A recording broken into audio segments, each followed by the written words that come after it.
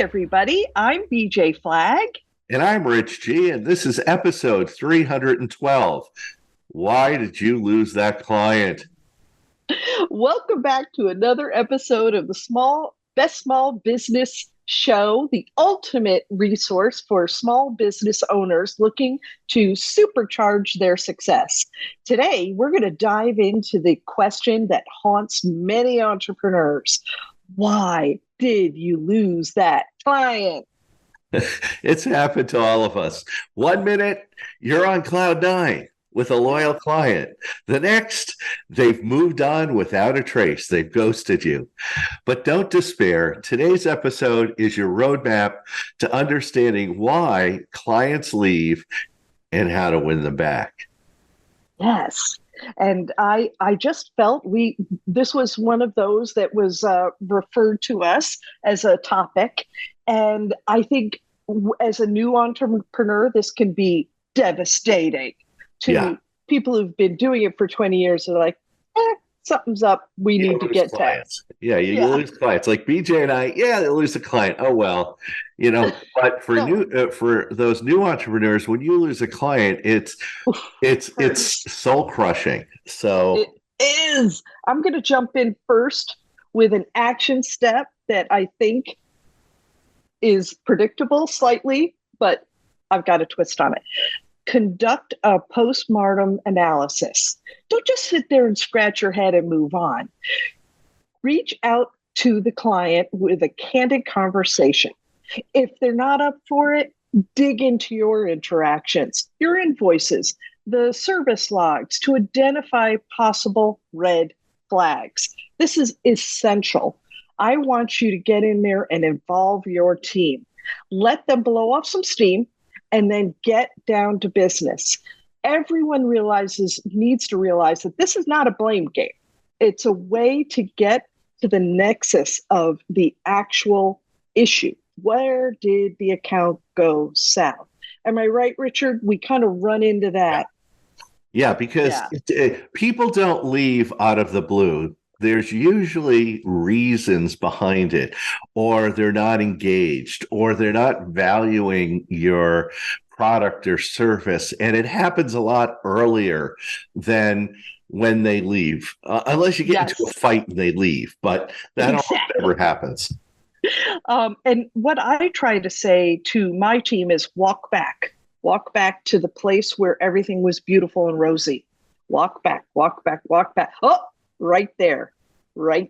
That's where we need to do our analysis from here forward, because there's something that happened. And if there are billing issues and you've raised your rates, you didn't tell your client, you need to own that. That's just how it is. You can't go back to the client and say, hey, would you come back if I gave you $5,000? No, it's done.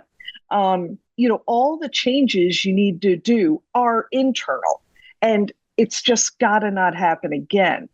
Sometimes what I find is billing has gotten detached from what actually happened to the job. And you got to be aware of that and get them back re-engaged. Sometimes, they're just going to push the button, the hours go in, and the invoice goes out. No. Account executives have to be involved. You got to not let that happen. Yeah, and we'll be talking a little bit more about this later, but it might not be you. It might be they found somebody else. They might be better. They might be worse. And so it's always stepping back and looking at and doing a post-mortem and understanding what happened, because sometimes it's not your fault. You'll be going like, I did everything wrong. It's like they went out of business. They don't need your service anymore. They lost an account. And you're blaming yourself. So a postmortem is very important. So action step number 2 is up your communication game. This is critical. Were you consistent in updating your client? Poor communication often creates a chasm that's hard to bridge. Set up automated touch points and a monthly newsletter to keep clients in the loop. Some of the things that you really need to look for is right from the start, decide with the client, the minute you start working with the client, how often you're going to communicate. This could be modified based on behavior. If they goof off, you might need to kick out more. Or maybe the time of the year, it's near the holidays, you have to communicate with them more. It's all based upon that, but decide at the start so the client knows that you're going to be talking to them monthly or bi-weekly or weekly or daily, whatever. Whatever you need to do, get them built in and get on their calendar. And can I add right there? Go for it. Document the communication. Richard, you are an expert at that. Document everything. And you'll be able to actually keep them on track if it's all documented. Yeah, take notes. And because odds are they're not taking notes. So right. You take notes so you know what's going on, you know what you've agreed to. So you develop a robust and healthy communication structure with your clients. Second, make sure your clients are engaged and activated when you work with them. I know sometimes they get busy and they're distracted and stuff, but if they're distracted and not paying attention, postpone the meeting and get them to re-engage. Because the worst thing is if they're paying for your services and you're spending time and they're checking email, they're not listening, they're distracted, they're missing meetings, you need to reassess your relationship with them. Yeah, that's hard. That's hard because, the days of Zoom, you don't know. You can, you kind of watch them and they're kind of like looking across at the other part of the screen. You're thinking, oh, I just lost them. So, I actually do a kickoff with my clients and I have a whole slide on this. I tell them, you need to be intentional about each of our sessions. This is time that's for you and me. You can't check email. I've had clients washing dishes. And I go, I can't coach you. I have clients from driving in the car. They go, oh, it's okay. And I go, no, I can't coach you. You're driving right now. I said, call me when you get home. And they understand. I go, I'm wasting your time. You're wasting my time. And you know what? You're wasting the money. What will happen is at the end of the relationship, they'll go, I really didn't get a lot out of this. Well, because you weren't paying attention. The third thing is make sure you're delivering added benefits to your clients, past clients, prospects, and your entire contact list with informative e-blasts, newsletters, or mailings. Don't sell. That's the biggest thing I tell people in your communications with clients. Don't sell. Give them information to help them with their business, with their life. Help them absorb and use in between your meetings with them. And if you haven't heard from a client lately, give them a call or show up at their location to re-engage and prompt them to work with you or buy from you. The worst thing is sometimes clients ghost you and they disappear. And you're wondering, is it me? And 9 times out of 10, it's not you, it's them. But you have to just re-engage them again. Yeah. We have a lot of seasonal accounts, accounts that have seasons and they, that's fantastic for us because like yesterday we had somebody in for a lunch. We got them excited about Halloween and Christmas. We had ideas about the holidays and what could we do and things like that. They were so excited when they left. And I could have done it all over an email. I could have done it on a phone call. But no, just getting to eat together and kind of straighten out a bunch of stuff. It was excellent. So, think about how you're working with that client. That's important. Hey, action step number 3 is reevaluate your value proposition. You weren't solving the problem your client had. Return to the drawing board and see what your services whether they met their needs, and then obviously make adjustments where needed. What you're going to notice is they may not have been your ideal client. Did you stretch a little to kind of fit them into your client list? Did your subs let you down? That's a big question. Be real and figure out what that issue was. Were they too big, or maybe they were too small?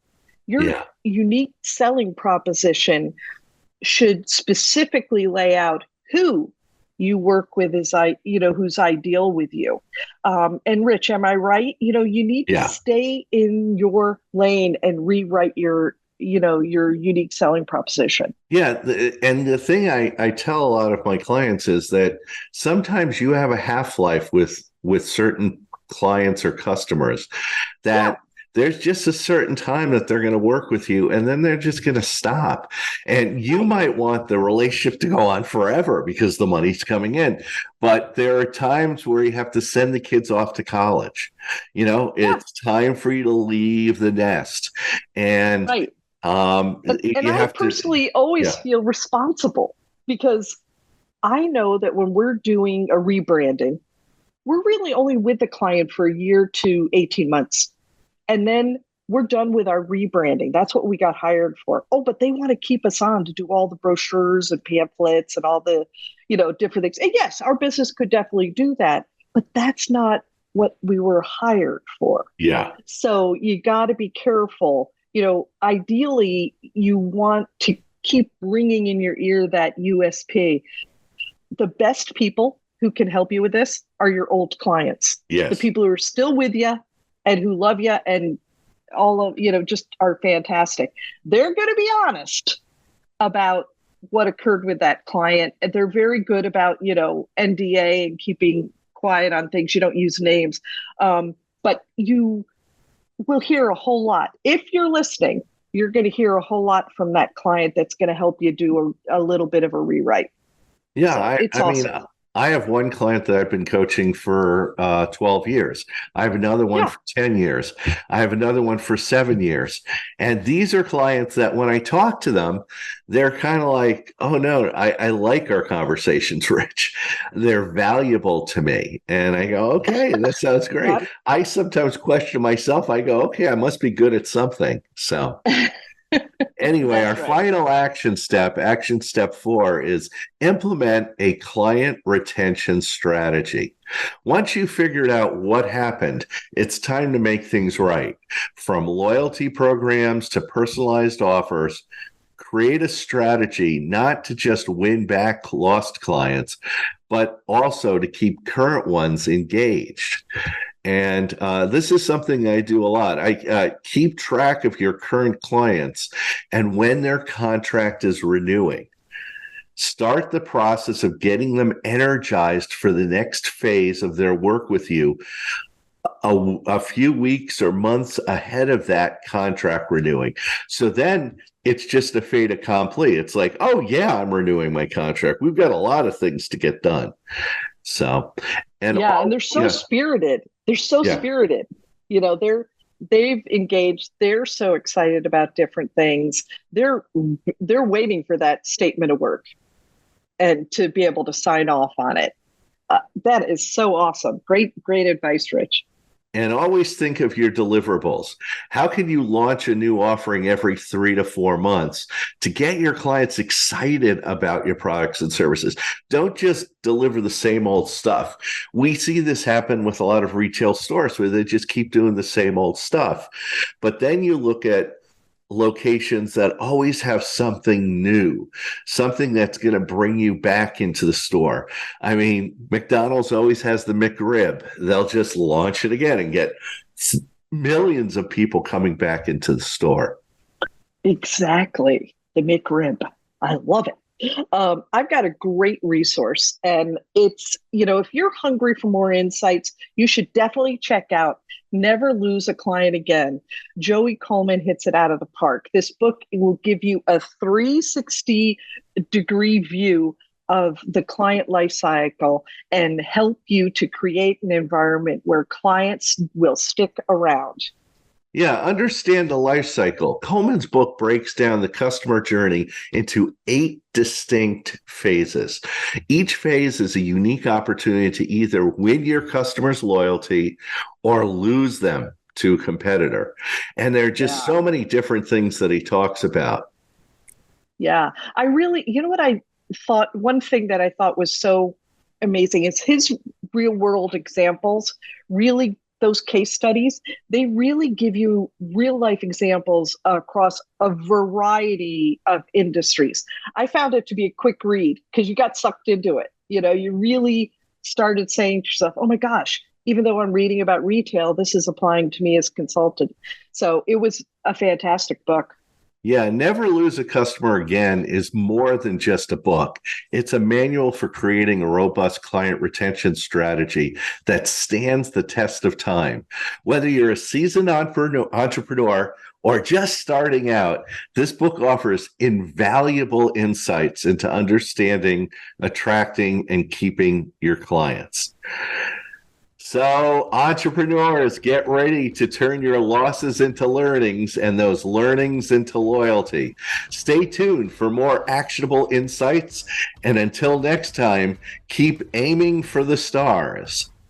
Don't forget to subscribe, rate, and review the best small business show for more business hacks and wisdom. That's a wrap. And you can reach out to me at newrenew.com, and you can reach out to Rich at richg.com. Thanks to our editor and producer, Richard Scalzo. It's his birthday this week. Yay! Have an unbelievable week and catch you later.